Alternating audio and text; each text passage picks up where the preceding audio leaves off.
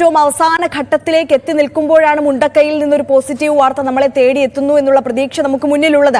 വെള്ളാർമലയിൽ നിന്ന് ആ പരിസര പ്രദേശങ്ങളിലെ തെരച്ചിലടക്കമുള്ള വിവരങ്ങൾ അത് ഇന്നത്തെ ഒരു പരിശോധന അത് ഏത് തരത്തിൽ വിലയിരുത്തുന്നു?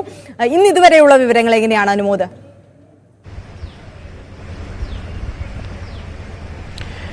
ഇന്ന് ഇപ്പോൾ വൈകുന്നേരമായതോടെ തെരച്ചിൽ ഏകദേശം അവസാനിപ്പിച്ചു കഴിഞ്ഞിരിക്കുന്നു. ഈ ഒരു പുഴയുടെ വശത്തും അതുപോലെ തന്നെ ഈ മരങ്ങൾ വന്നടിഞ്ഞ മേഖലയിലും എല്ലാം തന്നെ തെരച്ചിൽ ഏതാണ്ട് നിർത്തിയ ഘട്ടത്തിലാണുള്ളത്. നമുക്ക് ദൃശ്യങ്ങളിൽ കാണാം NDRFന്റെ വളണ്ടിയർമാരൊക്കെ ഇവിടെ വിശ്രമിക്കുന്നത്. പക്ഷേ ചില ഇടങ്ങളിൽ JCB ഉപയോഗിച്ചുള്ള തെരച്ചിൽ പുഴയുടെ മറുവശത്ത് നടക്കുന്നതായിട്ടും നമുക്ക് കാണാൻ സാധിക്കും. ഇന്ന് പ്രതീക്ഷിച്ച രീതിയിൽ ഒരു തെരച്ചിലിൽ കണ്ടെത്തൽ ഉണ്ടായിട്ടില്ല എന്നുള്ളതാണ് വെള്ളാർമല വില്ലേജ് മേഖലയിൽ നിന്ന് നമുക്ക് റിപ്പോർട്ട് ചെയ്യാനാവുന്നത്. ഇവിടെ പ്രധാനമായിട്ടും ഉണ്ടായിരുന്നത് ഈ ഉരുളിൽ ഒഴുകിയെത്തിയ വൻ മരങ്ങളും വലിയ അളവിലുള്ള മണ്ണുമാണ്. അത് ഈ ഒരു മേഖലയുടെ ഭൂഘടന തന്നെ മാറ്റുന്ന തരത്തിലായിരുന്നു.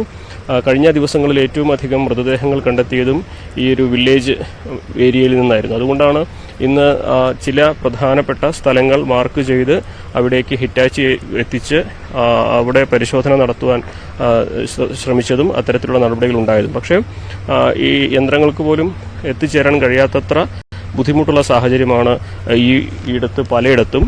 കാരണം അത്രയും ആഴത്തിൽ വഴുവഴുപ്പുള്ള മണ്ണിൽ ആര് ഇറങ്ങിയാലും പൂണ്ടുപോകുന്ന അവസ്ഥയിൽ ഹിറ്റാച്ചി പോലും തടികൾ ഉപയോഗിച്ച് നിരത്തി അതിനു മുകളിലേക്ക് നീങ്ങിയാണ് ആ തെരച്ചിലെല്ലാം നടത്തിയത്. പക്ഷേ സംശയിച്ച ഇടങ്ങളിലൊന്നും കണ്ടെത്താനായില്ല എന്നതാണ് ഇന്നത്തെ വൈകുന്നേരം നമുക്ക് തെരച്ചിൽ അവസാനിപ്പിക്കുമ്പോൾ മനസ്സിലാക്കാൻ കഴിയുന്ന ഒരു കാര്യം. ഈ തെരച്ചിൽ ഇനി ഈ ഒരു പുഴ ഒഴുകുന്ന താഴേക്കുള്ള വഴി അത് നിലമ്പൂർ വനമേഖലയിലേക്കാണ് പോകുന്നത്. അതിനു മുമ്പ് സൂചിപ്പാറ വെള്ളച്ചാട്ടത്തിൻ്റെ ആ ഒരു മേഖലയിലേക്ക്. അപ്പോൾ ആ കാടിനുള്ളിലേക്ക് കടന്നു കയറി പുഴയുടെ വശങ്ങൾ കൂടി വിശദമായി പരിശോധിക്കാനുള്ള ആലോചനയാണ് ഇവിടെ തെരച്ചിലിനൊടുവിൽ സന്നദ്ധ പ്രവർത്തകർക്ക് ഉണ്ടായിരിക്കുന്നത്. അതിനുള്ള നടപടികളും പുരോഗമിക്കുന്നുണ്ട്. ഒരുപക്ഷെ നാളെ രാവിലെ തന്നെ ആ ഒരു മേഖലയിലേക്ക് തെരച്ചിൽ വ്യാപിപ്പിക്കുമെന്നാണ് അറിയാനാകുന്നത്. ഇന്ന് ഒരു മൃതദേഹമാണ് ഈ ഒരു മേഖലയിൽ നിന്ന് ലഭിച്ചിട്ടുള്ളത്. കൂടുതലിടങ്ങളിൽ തെരച്ചിൽ നടത്താനുള്ള സന്നാഹങ്ങളും എല്ലാം സജ്ജമായിരുന്നെങ്കിൽ പോലും ഭൂപ്രകൃതിയിലെ ഭൂഘടനയുടെ സാഹചര്യങ്ങൾ കാരണം അത് സാധ്യമാകാത്ത ഒരവസ്ഥയാണ് ഉണ്ടായിരിക്കുന്നത്. അനുമോദ്, നമ്മൾ വെള്ളാർമലയെക്കുറിച്ച് പറയുമ്പോൾ നമുക്കറിയാം അവിടെ ഒരു സ്കൂൾ ഉണ്ടായിരുന്നു. കുട്ടികൾ ഓടിക്കളിച്ച അക്ഷരം പഠിച്ച ഒരു മുറ്റമുണ്ടായിരുന്നു, ഒരു സ്കൂൾ ഉണ്ടായിരുന്നു. അത് പാടെ അവിടെ ഇല്ലാതായി പോയിരിക്കുകയാണ്. വിദ്യാഭ്യാസ വകുപ്പിന്റെ കണക്കുകൾ പ്രകാരം 49 കുട്ടികളെയാണ് കാണാതായിട്ടുള്ളത്. അവരെവിടെയെന്ന് നമുക്കറിയില്ല ഇപ്പോഴും.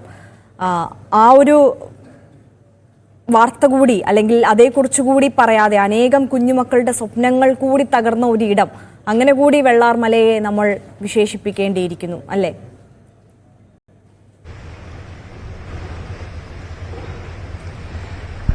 അത്തരത്തിൽ ഒരു സാഹചര്യം നമുക്ക് ഈ ഒരു ഉരുൾപൊട്ടലിന്റെ ഉത്ഭവസ്ഥാനം മുതൽ ഇതുവരേക്ക് നോക്കുമ്പോൾ പല ഇടത്തും കാണാൻ കഴിയും. കാരണം നിരവധി സ്കൂളുകൾ ഈ ഒരു മേഖലയിൽ ഉണ്ടായിരുന്നു. അത് ആദ്യം ഈ ഒഴുകി വരുന്നത് മുണ്ടക്കൈ LP സ്കൂളിന്റെ ഭാഗത്തുകൂടെയാണ്. അവിടെ ആ സ്കൂൾ പൂർണ്ണമായിട്ടും തകർന്ന് തരിപ്പണമായ അവസ്ഥയാണ്. പിന്നീട് താഴേക്കെത്തുമ്പോൾ ചൂരൽമല ഹയർ സെക്കൻഡറി സ്കൂൾ, അതിൻ്റെ ദൃശ്യങ്ങളും മറ്റും ആ ഒരു സ്കൂൾ കെട്ടിടമാണ് ഈ ഒരു മേഖലയെ വലിയ പ്രളയത്തിൽ നിന്നും രക്ഷപ്പെടുത്തിയത്. ഞാൻ നിൽക്കുന്ന ഈ വില്ലേജ് മേഖലയിൽ പക്ഷേ സ്കൂളിനേക്കാൾ വലിയ നാശം ഉണ്ടായത്, അല്ലെങ്കിൽ ഇവിടെ ഏറ്റവും പ്രധാനപ്പെട്ടതായിട്ട് കാണാൻ കഴിഞ്ഞത് ആ ഒരു പുഴയുടെ ഓരം ചേർന്ന് ഉണ്ടായിരുന്ന വീടുകളിലേക്കും അതുപോലെ തന്നെ വില്ലേജ് ഓഫീസിലേക്കും എല്ലാം ഈ പ്രളയജലം കയറിയുണ്ടായ വലിയ നാശമാണ്. ഇവിടെ ഞാൻ നിൽക്കുന്ന ഈ വില്ലേജ് ഏരിയ, അവിടെ പ്രധാനമായിട്ടും സംഭവിച്ചിരിക്കുന്നത് ജീവഹാനിയല്ല, അതായത് ആ ഒരു മേഖലയിലെ ആളുകളുടെ ജീവഹാനിയല്ല, മറിച്ച് അവിടെ ഉണ്ടായിരുന്നൊരു വീടുകളുടെ എല്ലാം തന്നെ നാശമാണ്. പൂർണ്ണമായിട്ടും ഉരുൾപൊട്ടലിൽ വൻ മരങ്ങൾ മുകളിൽ നിന്നും വേരോടെ കടപുഴകി വൻ കല്ലുകളിലുമൊക്കെ തട്ടി ഒന്നായി വന്നടിഞ്ഞത് ഈ ഒരു മേഖലയിൽ. ഇവിടെയാണ് ഈ പുഴ വളഞ്ഞു പോകുന്നത്, ഈ വില്ലേജ് മേഖലയിലാണ്.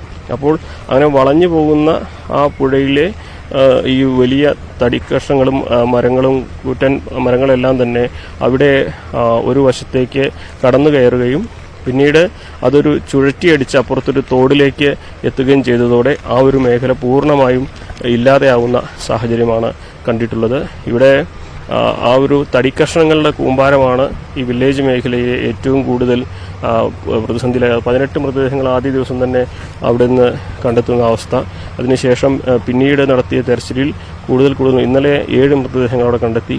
ഇന്ന് ഒരു മൃതദേഹമാണ് അതിനപ്പുറത്തുള്ള മേഖലയിൽ കണ്ടെത്തി. ഇപ്പോൾ ഇനി താഴെ ഭാഗത്ത് തിരയാൻ ഇനി കഴിയുകയില്ല ഈ സാഹചര്യത്തിൽ എന്ന നിലയിലാണ് ഇപ്പോഴത്തെ അവസ്ഥ. കാരണം സാധ്യമായ എല്ലാ യന്ത്രങ്ങളും വെച്ചും മനുഷ്യന്മാരെ വെച്ചും എല്ലാം കൊണ്ടും നോക്കിയിട്ടും ഇനിയും ബാക്കിയാവുകയാണ് നിരവധി പ്രദേശങ്ങൾ. അപ്പോൾ അത്രമാത്രം ദുഷ്കരമാണ് ഇവിടുത്തെ ഒരു തെരച്ചിലും. അത് ഇനി വരും ദിവസങ്ങളിൽ ഒരുപക്ഷെ ഈ വെള്ളം കുറഞ്ഞാൽ, കുറച്ച് വെയിലുറച്ചാൽ, മഴ കുറച്ച് മാറി നിന്നാൽ കുറേയും കൂടി മാറ്റം വന്നേക്കും. പക്ഷെ അപ്പോഴേക്കൊക്കെ നമുക്കറിയാം മണ്ണിനടിയിൽ നിന്നുള്ള മൃതശരീരങ്ങളുടെ അവസ്ഥ എങ്ങനെയാകുമെന്ന് ഒന്നും പറയാൻ. ഇപ്പോൾ തന്നെ കണ്ടെത്തുന്ന മൃതദേഹങ്ങളൊന്നും തിരിച്ചറിയാൻ കഴിയുന്ന അവസ്ഥയിലല്ല. ശരീരഭാഗങ്ങളൊക്കെ വേർപെട്ടൊക്കെയാണ് പലതും കിട്ടുന്നത്. ചിലപ്പോൾ ശരീരഭാഗങ്ങൾ മാത്രമാണ് കിട്ടുന്നത്. അത്രമാത്രം ഓരോ ദിവസം കഴിയുന്തോറും ഈ സാഹചര്യങ്ങൾ മോശമായിക്കൊണ്ടിരിക്കുകയാണ്. അതുകൊണ്ടാണ് എത്രയും വേഗത്തിൽ ഇത് കണ്ടെത്താനുള്ള നടപടികൾ ഇവിടെ നടത്തിയത്. പക്ഷേ പൂർണ്ണമായിട്ടും അതിവിടെ ഫലം കണ്ടിട്ടില്ല എന്നുള്ളതാണ് ദൗർഭാഗ്യകരമായ കാര്യം. ഭവ്യ. തീർച്ചയായും CV അനുമോദാണ് വിവരങ്ങൾ നൽകിക്കൊണ്ടിരിക്കുന്നത്. എന്തായാലും അനുമോദ് ഉള്ള പുതിയ വില്ലേജ് ഭാഗത്ത് അവിടെ തെരച്ചിൽ, ഇന്നത്തെ തെരച്ചിൽ അത് താൽക്കാലികമായി പൂർണ്ണമായിരിക്കുന്നു എന്നാണ് മനസ്സിലാക്കേണ്ടത്. എന്തായാലും അവിടെ നിന്നുള്ള കാഴ്ചകൾ ആണ്, ഒപ്പം വിവരണങ്ങളുമാണ് അനുമോദ് പങ്കുവെച്ചത്. എന്തായാലും അനുമോദിലേക്കും ഒപ്പം മുണ്ടക്കയിൽ അവിടെ നമ്മൾ നേരത്തെ സൂചിപ്പിച്ചതുപോലെ തന്നെ ജീവന്റെ തുടിപ്പ് സൂചിപ്പിക്കുന്ന ഒരു സിഗ്നൽ നമുക്ക് ലഭിച്ചിരുന്നു, റഡാർ സിഗ്നൽ. ആ സിഗ്നൽ ലഭിച്ച ഭാഗത്ത് പരിശോധന പുരോഗമിക്കുകയാണ്. അവിടേക്ക് നമുക്ക് മടങ്ങിയെത്താം ഒരു ചെറിയ ഇടവേളയ്ക്ക് ശേഷം.